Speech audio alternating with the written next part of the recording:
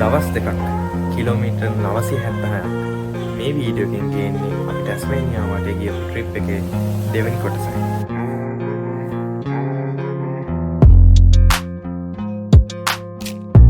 ඉතින් ඔයාලට මතක ඇති ඉස්සෙල්ලා වීඩියෝ එක බලුවා නම් අපි ස්ට්‍රෝන් වලින් පස්සේ ක්වීන්ස්ටවුන් පැත්තට ඇවිල්ලා අපේ රෑ ගත කරා. ඊට පස්සේ දවසේ උදෙන්ම ආයෙ නැගිටලා අපි අපේ ගමන පටන් ගත්තා. ඉතින් මේ ගමන මාරම ලස්සන එකක්. මට මතකයි මේ අපි යන පාරේ ලස්සන වලාකුළු එහෙම කඳු එහෙම තිබ්බා. Good morning. අද අපි ඇවිල්ලා ඉන්නේ Cradle Mountain St. Clair's National Park එකට. දැන් නම් මාරම සීතලයි. වෙලාව 8 මාට වගේ කිට්ටුයි. ගිහිල්ලාම බලමු. හරි. මේ තියෙන විසිටර් සෙන්ටර් එක. ඉතින් මෙතනින් ප්‍රවේශ පත්‍රය අරගන්න පුළුවන්. අරක පාක් කරගෙන අපි නැෂනල් පාක් එකට ඇතුල් වුණා නෙමෙයි. ඉතින් නැෂනල් පාක් එකට ඇතුල් වෙන්න නම් අපිට ෂටල් බස් එකක යන්න සිද්ධ වුණා. එක තැනකින් එක තැනකට යන්න ෂටල් බස් එකක ගොඩ වෙන්න ඕන. ඉතින් මම ප්‍රයිසස් මෙතනින් දාන්නම්. අද දවසේ අපි බලන් හිටියේ මෙහි ප්‍රසිද්ධ වන ඩව් ලේක් සහ බෝට් ෂෙඩ් එකට යන්න. අපේ ගමන මෙසේ ආරම්භ කරමු. ඉතින් මෙසේ ආරම්භ කරපු ගමන සරල වශයෙන් කියනවා නම් නියමයි. ඉතින් ලස්සන වටපිටාවක් එක්ක සුන්දර පරිසරයක තමයි අපි අපේ වොක් එක ගත්තේ. මේ පාරත් ලස්සනට හදලා තියෙන දේසි වෙන්න ඇවිදින්න. ඒක නිසා එච්චර අමාරුවක් නැහැ. මේ පාර පුරාවටම දැල් දාලා තියෙන්නේ. වහින කාලෙට එහෙම මේ බෝඩ් ලිස්සෙනවා. ඒක නිසා අපිට අර ග්‍රිප් වෙන්න මේ දැල් දාලා තියෙන පාර පුරාවටම. එතන මාරම ලස්සනයි. මේ වොම්බැට් වසුරු.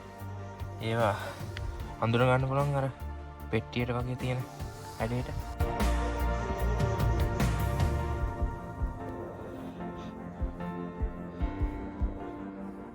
දැන් නම් හොඳටම පේන Cradle Mountain මම පෙන්නන්නම්.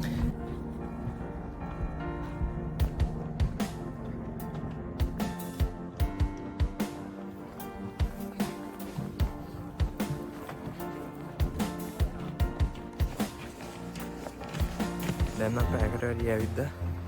මාරම මහන්සි. ඔය තව යන්න තියෙනවා.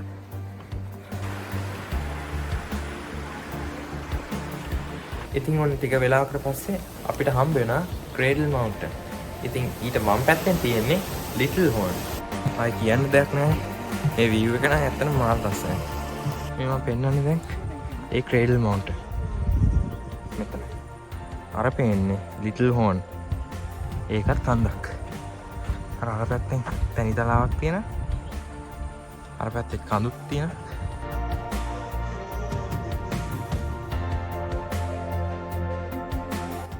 මම කිව්වා වගේ මේ වොක් එක ඇත්තටම ඕන කෙනෙකුට එන්න පුළුවන් වොක් එකක්. මාරම ලේසි බෝඩ් වොක් එකක්. ඉතින් එන්න පුළුවන් ඕන කෙනෙක්ට.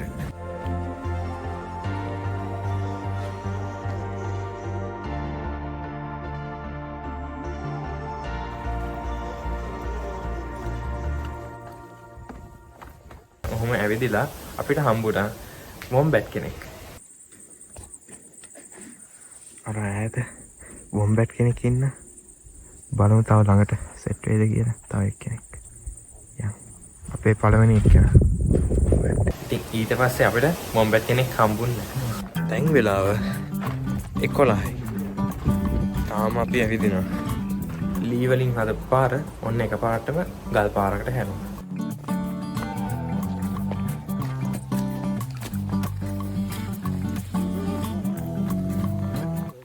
මෙතනින් මොකක් හරි ගිය පාරක් වගේ යනවා. මේ ලේක් එකෙන් තමයි එන්නේ. මේ තියෙන්නේ ලේක් ලීලා. ඩව් ලේක් තමයි යන්න තියෙනවා කොහෙද? මේ මෙතනත් ලස්සනයි.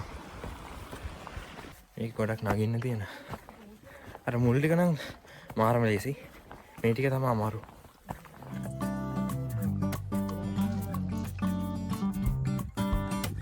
අර කියන්න මතක වුණා. මේ බලන්නකෝ මේ කන්දේ හැඩේ. මේ තියෙන Cradle Mountain. U එකක් වගේ තියෙන්නේ. ඔන්න බලන්නකෝ ප්ලේස් එක. මෙතන ඇත්තරම නියමයි. වව්. මේ පැත්තෙන් කඳු මේ පැත්තෙන් වැව.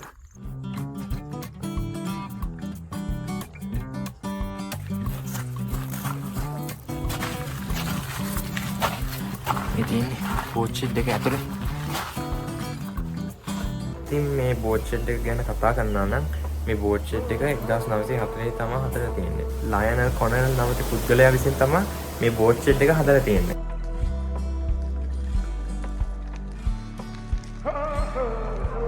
දැන් අපේ ක්‍රේඩල් මවුන්ටන් ගමන ඉවරයි. දැන් තව යන්න තියෙන ගොඩක්. ඒක නිසා දිගටම රැඳිලා ඉන්න.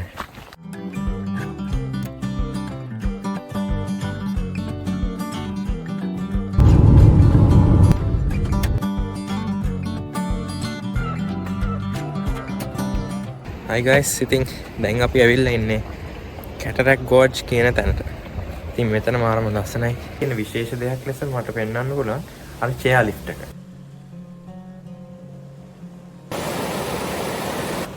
මේ තැන ක්‍රේඩල් මවුන්ටන් වලින් කිලෝමීටර් 120ක් විතර දුරයි. කියන්නේ පැය දෙකක් විතර ගත වෙනවා මේ පැත්තට එන්න. මෙහි බලන්න ලස්සන පාලමකුත් තියෙන. අපි ගිහිල්ලා බලමු. මේ බ්‍රිජ් එක වහලා තියෙන්නේ. ඒක ඇතුල් වෙන්න දෙන්නේ නැහැ දැන්. මට පිටිපස්සෙන් තියෙන පාලමට කියන්නේ ඇලෙක්සැන්ඩර්ස් සස්පෙන්ෂන් බ්‍රිජ් කියලා. ඒක වැල් පාලමක්. ඉතින් මේක හරිම ජනප්‍රියයි.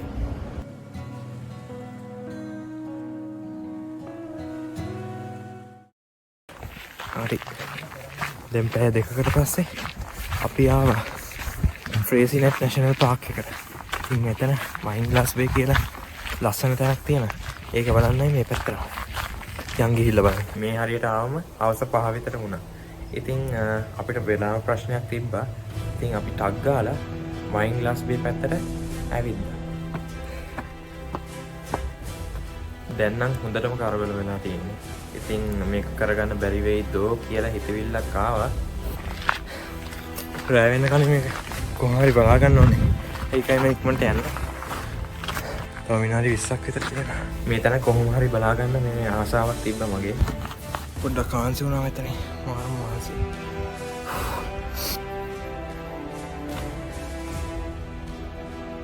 මට මාරම හති. ඒත් මේ ගමන අතහැරියේ නෑ. තව විනාඩිය යන තියෙන්නේ. ඉතින් කොහොම හරි අපි වයින් ග්ලාස් බේ ලුකවුට් එකට ආවා. වව්. මේ තියෙන්නේ වයින් ග්ලාස් බේ. ඉතින් මේ මෙතන තියෙන view එක නම් අදහ ගන්නවත් බෑ. මොකනේ පේනවද? මෙතන S දෙකෙන් බැලුවම තමයි කොච්චර ලස්සනද කියලා පේන්නේ. පොඩි යාළුවෙකුත් හම්බුණා. වයින් ග්ලාස් බේ වලින් පස්සේ අපි අපේ රෑ කෑමක් ගත්තා. ඉතින් රෑට කෑවේ ෆ්‍රයිඩ් රයිස්. ඉතින් අපේ ගමන මෙසේ නිමයි.